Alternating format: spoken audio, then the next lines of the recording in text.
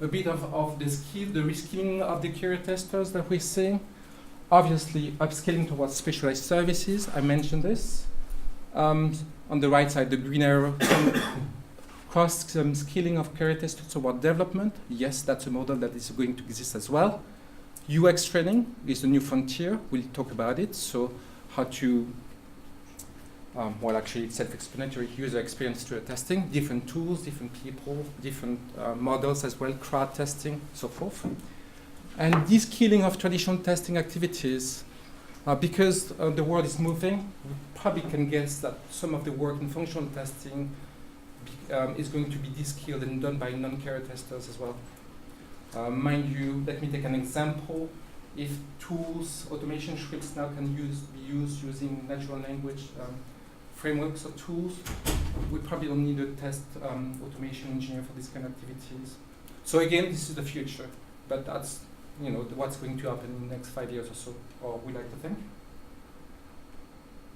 A bit of the impact on delivery, and again, I'm going to be simplistic here. Pretty much for mid-sized testing projects, you've got a significant functional testing team under various models, flexi teams, full-time, whatever. You've got professional services, the people that that are not needed on a full-time basis, typically performance engineering or security testing, these kind of things. And nowadays you've had a mobile lab for accessing the devices remotely. So typically from device anywhere, perfect or mobile. So pretty much the model here, again, simplistically enough. We think it's going to be a bit more decentralized in the future. So the functional testing team probably will decrease in size, largely because of automation. We'll have larger pool of professional services, specialized services, as I mentioned. And also, we're going to have